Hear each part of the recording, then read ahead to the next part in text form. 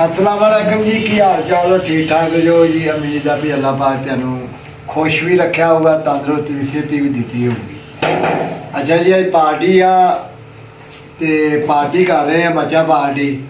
खाना भी आप ही बनाना, खाना भी आप ही हैं। छड़े छान अज ना पार्टी कर लगे ते मेरे को प्याज आ अनियन जिन्हों आने ये छिलन डे हैं। गोश्त भी लिया के रख लिया। यह अपना लहसन भी आ ते पकाने नाल विखाने ते साडे नाल रहो।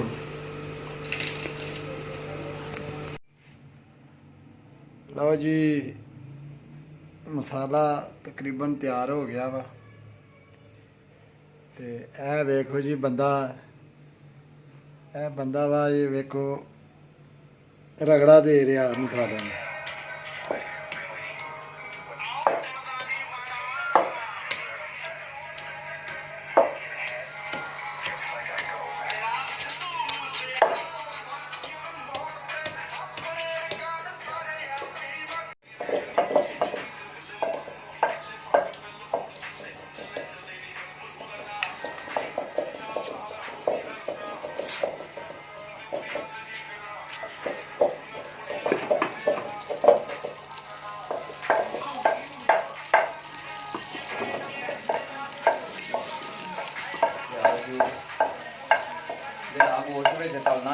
Dạ buồn chứ.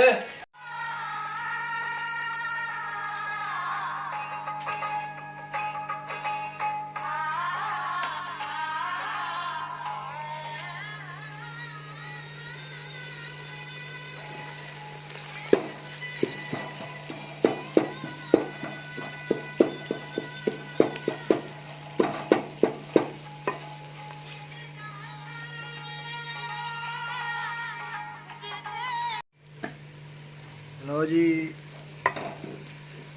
प्याज साडा हो गया तकरीबन लाल कलर दे विच।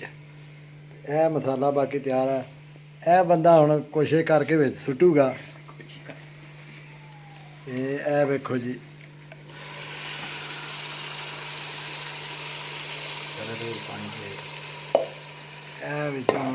बाकी जरा रहिंदा खुंदा ना अदरक का पेस्ट ते सारा हुण ये सुट्टन लगे सुट दे। लो जी, ए हुण आ गया, इनू भुनने थोड़ा जा फिर ये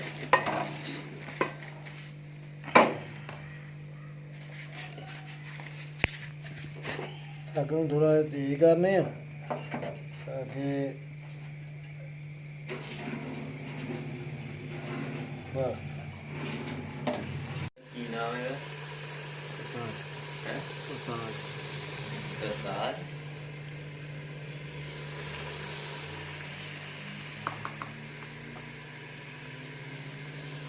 ये ਆਪਾਂ ਬਹੁਤੀ ਨਹੀਂ ਪਾਉਂਦੇ। लो जी, मसाला विच पा लिया वा। अल्लाह तो अकल ही होन डिया काम सारा ही, कोई प्रोफेशनल नहीं गए असीं।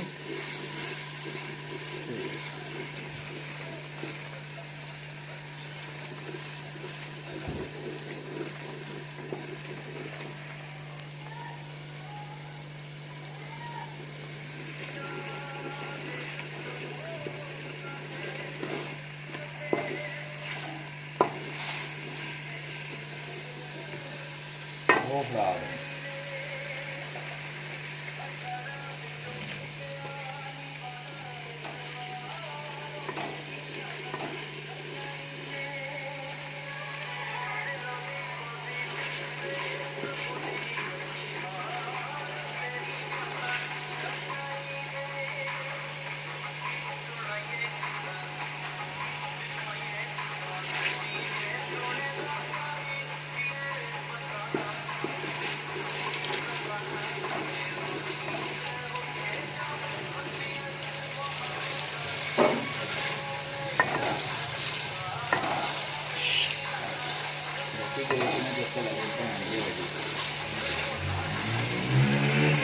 ਹੁਣ ਸਿੱਟ ਮੈਂ ਹੈ ਸਭ ਕੁਝ। चलो जी,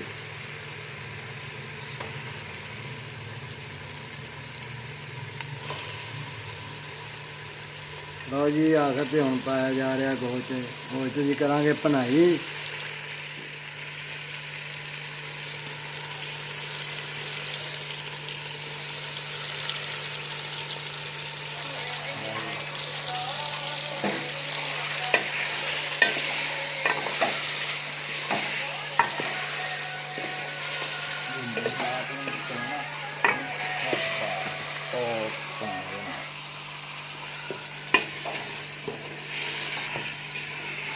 ਲਓ ਜੀ ਹੁਣ ਇਹਦੀ ਕਰਾਂਗੇ ਅਸੀਂ ਭਨਾਈ। ਠੀਕ ਆ, ਮਸਾਲਾ ਮਸੂਲਾ ਸਾਰਾ ਪਾ ਦਿੱਤਾ। ਇੱਧਰ ਵੀ ਦੇਖ ਨਾ ਨਾਲੇ ਮਸਾਲਾ ਮਸੂਲਾ ਸਾਰਾ ਕੁਝ ਪਾ ਦੇ, ਸਭ ਕੁਝ। ਹੁਣ ਇਹਦੀ ਕਰਾਂਗੇ ਭਨਾਈ ਤਾਂ ਕਿ ਆ ਪਾਣੀ ਛੱਡੇ ਤੇ ਇਹਦੇ ਦਾ ਅਗਲਾ ਪ੍ਰੋਸੀਜਰ ਜਿਹੜਾ ਨਾ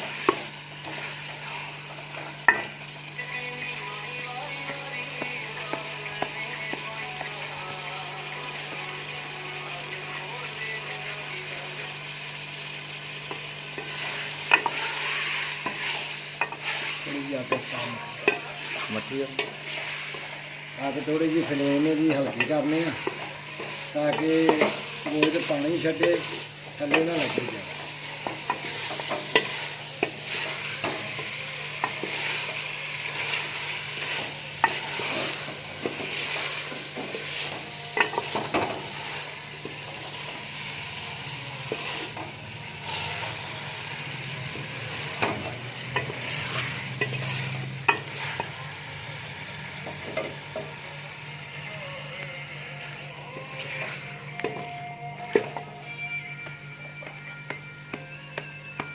ਲਓ ਜੀ ਇਹਨੇ ਇਹਦੇ ਉੱਤੇ ਰੱਖਣਾ ਢੱਕਣ ਤਾਂ ਕਿ ਇਹ ਪਾਣੀ ਗੋਸ਼ਤ ਛੱਡੇ ਤੇ ਗੋਸ਼ਤ ਦੀ ਫਿਰ ਕਰਾਂਗੇ ਭਨਾਈ।